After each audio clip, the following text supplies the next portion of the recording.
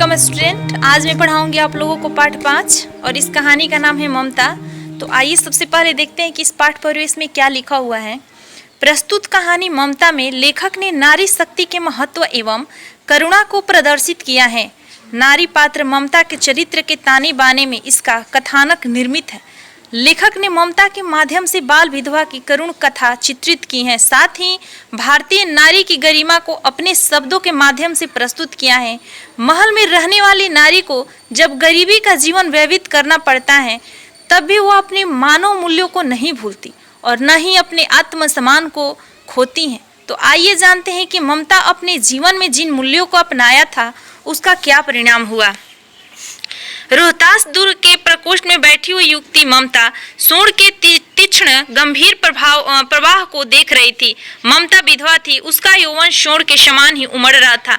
मन में वेदना, मस्तक में आंधी, आंखों में पानी की बरसात लिए वह सुख के कंटक शयन में विकल थी। फिर उसके लिए कुछ अभाव होना असंभव था, परंतु वह विधवा थी। हिंदू विधवा संसार में सबसे तीक्ष्ण निराश्रय प्राणी है। तब उसकी विडंबना कहाँ अंत था।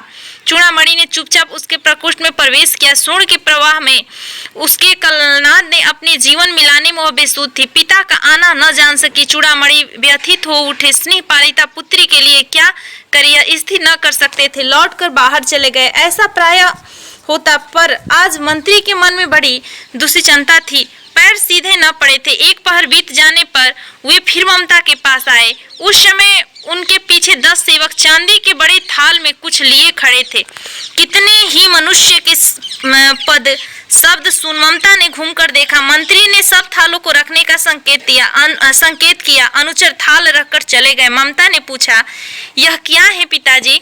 तेरे लिए बेटी उपहार, कहकर चूड़ामणि ने उसका आवरण उलट दिया। स्वर्ण का पीलापन उस सुनहली संध्या में विकीर्ण होने लगा। ममता चौंक उठी। इतना स्वर्ण, यह कहाँ से आया? चुप रहो, यह तुम्हारे लिए है।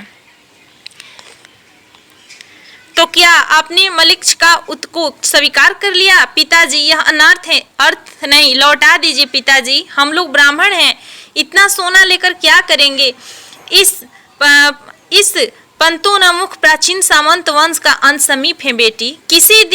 किसी भी दिन शेरशाह रोहतास पर अधिकार कर सकता है। उस दिन मंत्रित्व न रहेगा। तब के लिए बेटी, हे भगवान, तब के लिए, विपद के लिए इतना आयोजन, परम पिता की इच्छा के विरुद्ध इतना साहस पिताजी, क्या भीख न मिलेगी?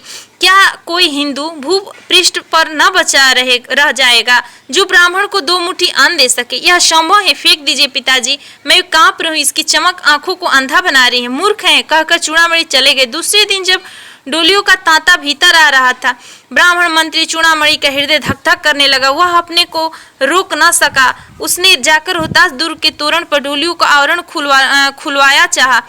पठानों ने कहा कि यह महिलाओं का अपना अपमान है। बात बढ़ गई, तलवारें खींची। ब्राह्मण वहीं मारा गया। राजा रानी और को सब शेरशाह के हाथ पड़े। ममता वहां से भाग गई। डोली में भरे हुए पठान सैनिक दुर्ग में भर में फैल गए, पर ममता न मिली। काशी के उत्तर धर्मचक्र, बिहार मौर्य और गुप्त सम्राटों की कृति का खंडहर था।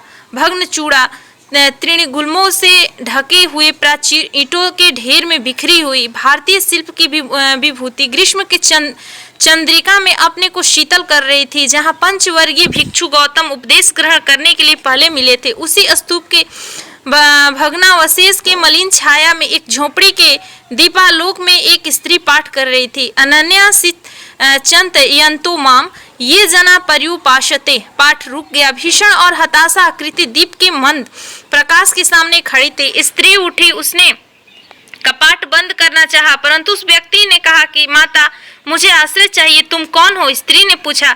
मैं मुगल हूँ। चौसा युद्ध में शेरशाह से विपन्न होकर रक्षा चाहता हूँ।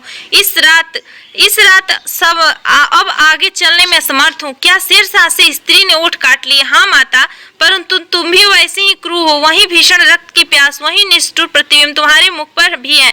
सैनिक, मेरी कुटी में स्थान नहीं, जाओ कहीं दूसरा आश्रय खोज लो। गला सूख रहा है, साथी छूट गए, अश्व गिर पड़ा है, इतना थका हूँ। इतना कहते कहते वो व्यक्ति धम से बैठ गया और उसके सामने ब्रह्मांड घूमने लगा। स्त्री ने सोचा कि यह विपत्ति कहाँ से आ गई। उसने जल दिया, मुगल के प्राणों की रक्षा हुई। वह सोचने लगी कि सब विधर्मी दया के पात्र नहीं, मेरे पिता का वध करने वाले आतताई घृणा से उसका मन विरक्त हो गया। स्वस्थ होकर मुगल ने कहा, माता माता तो फिर मैं चला जाऊं। स्त्री विचार कर रही थी, मैं ब्राह्मणी हूँ, मुझे तो अपने धर्म अतिथि देव की उपासना का पालन करना चाहिए, परंतु यहाँ नहीं नहीं सब विधर्मी दया के पात्र नहीं, परंतु यह दया तो नहीं, कर्तव्य करना है। तब मुगल अपनी तलवार टेक कर उठ खड़ा हुआ। ममता ने कहा, क्या आश्चर्य है कि तुम भी छल करो, ठहरो। छल नहीं, तब नहीं, स्त्री जाता हूँ, तैमूर का वंशधर स्त्री से छल करेगा, जाता हूँ, भाग्य का खेल है। ममता ने मन में कहा कि यहाँ कौन दुर्ग है, यही झोपड़ी न जो चाहे ले लो, मुझे तो अपना कर्तव्य करना पड़ेगा। वह बाहर चली गई और मुगल से बोली, जाओ भीतर, थके हुए भयभीत पथिक तुम चाहे कोई हो, मैं तुम्हें आश्रय देती हूँ। मैं ब्राह्मणी कुमारी हूँ, अब सब अपना धर्म छोड़ दे तो मैं क्यों छोड़ दूं। मुगल ने चंद्रमा के मन प्रकाश में वह महिमा में मुखमंडल देखा। उसने भी मन ही मन नमस्कार किया। ममता पास की टूटी हुई दीवारों में चली गई भीतर। थके पथिक ने झोपड़ी में विश्राम किया। प्रभात में खंडहर की संधि से ममता ने देखा कि सैकड़ों अश्वारोही उस प्रांत में घूम रहे हैं। वह अपनी मूर्खता पर अपने को कोसने लगी।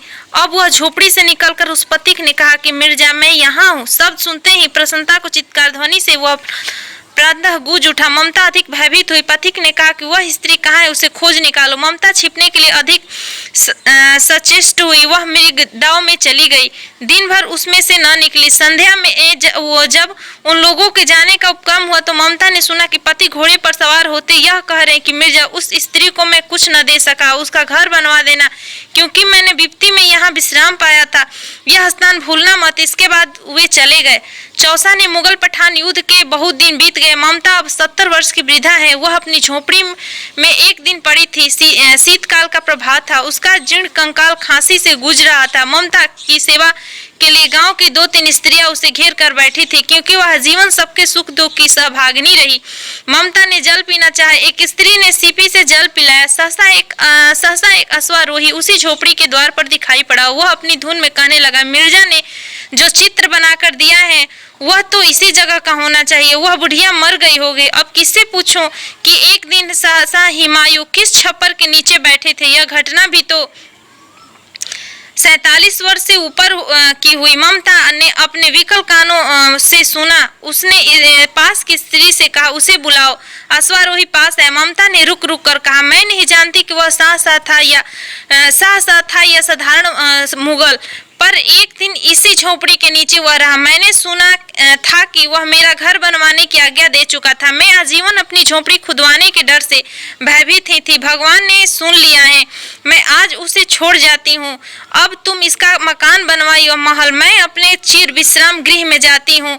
वहाँ एक अष्टकोण मंदिर बना और उस पर शिलालेख लगाया गया।